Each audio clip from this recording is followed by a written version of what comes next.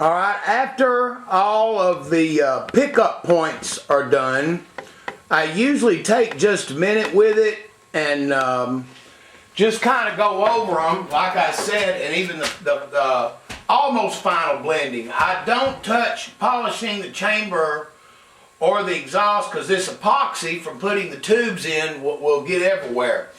So basically I just take a minute and just kind of get in there and go over my work, kind of take a look at it and see how it is. Now of course I haven't touched the bowls.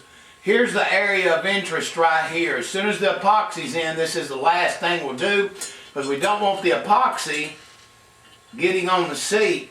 But just to make sure, you go in there and you take your snaps and you just take a few minutes and sit here in your mind and just go over it and over it, make sure that you've got everything, and you think about the shape that you put in the head, which this shape on this head was dictated by the intake manifold because the customer had a Corvette that had a low hood clearance. We couldn't get a full 1206 port in there for maximum power. So we compromised and made a 1205, 1206 combination that with the header tube size and everything he's got, the shape is going to be, I'm pretty sure I nailed it. I will go as far as saying this, I probably have done 30 pairs of ProComp heads in the past 8 or 9 years.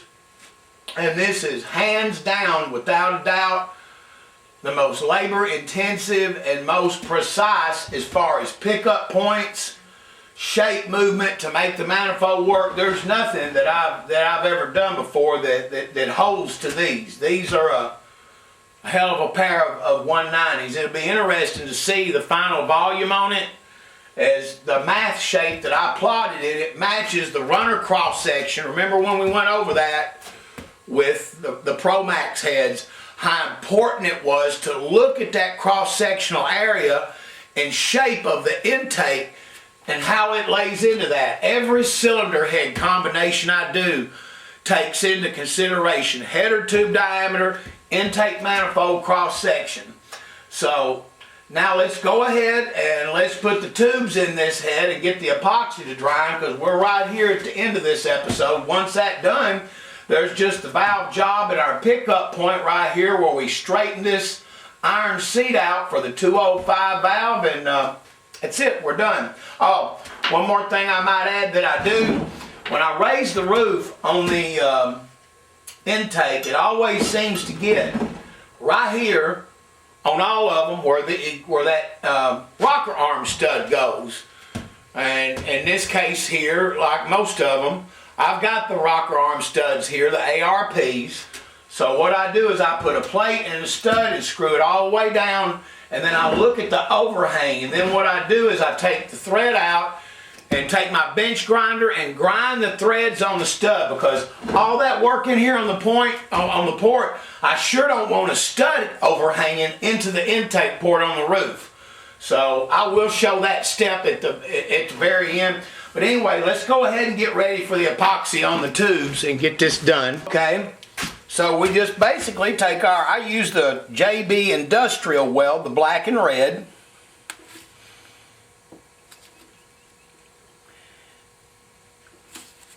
And most of the time, I'll put enough out just to do one head.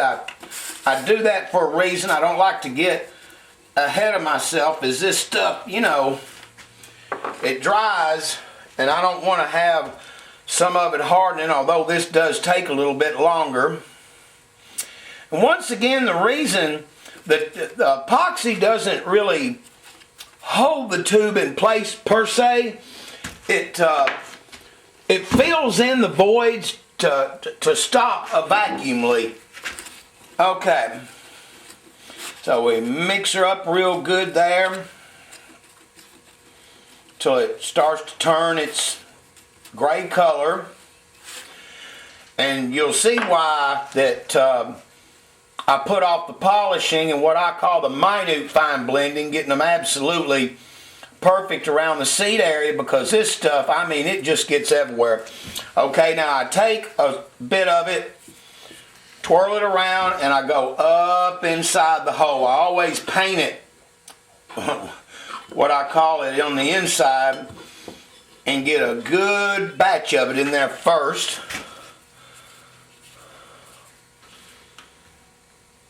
Because as you're pushing it through, of course, it's going to push excess out. Like I said, this is done mainly for vacuum leaks and for voids. Okay.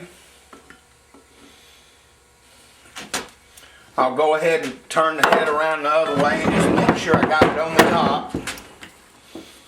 Just a little because it's got most of it in there.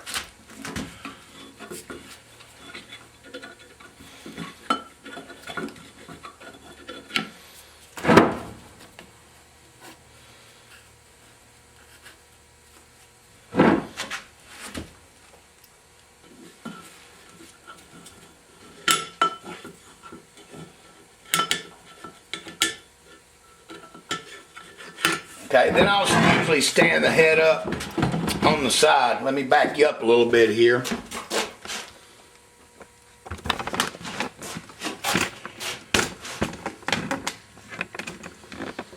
Okay. Now, I then take the tube and just lightly touch it. Oops, I better get my other glove on, boy. This stuff, I'll be digging it out of my fingernails all day. I can't tell you how it can be gross to get off of you after a while. You want to get it off, you got to do it fairly quick. Alright, now you just barely touch it on the edge. I'm trying to leave me a little excess there, and I'll show you why in just a minute. Then you just kind of cover the whole tube in it. Ain't got to be much, just a thin layer of it. Okay, then I take my bevel side that I beveled with a grinder and get her started. Alright, then I'm going to come in here and do the next tube. See there, it's already so tight a fit that I can't push it in with my hands. And that's about what you're looking for. These are seamless 4130 chromoly. I also use them on exhaust tubes when I have to tube exhaust. Yuck. Alright, so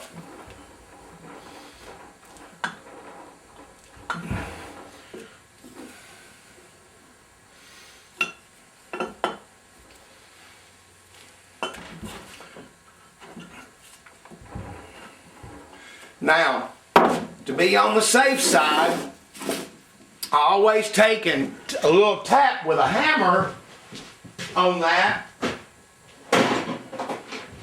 so as to make sure that the tube is below the area where the head bolt hole can come at a little bit of an angle. Alright. And I bring her around. Look at our overhang. Now you take the overhang real quick and put all over that area of that tube in every crevice, because that is where the vacuum leak is going to be at, right there.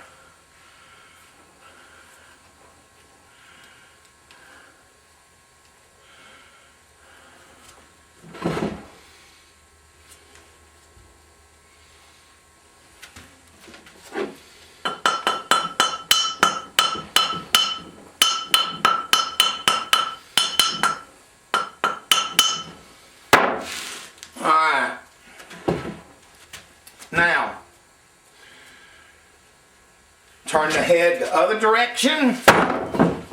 We take the remaining part of the epoxy and we hit the other side where the tube is.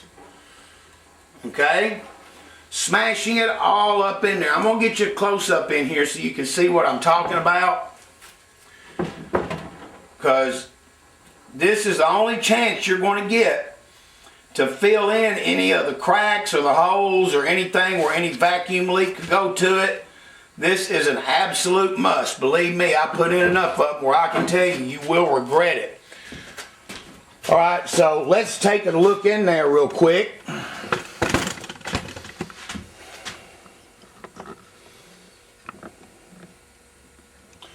Alright, see how I went in there?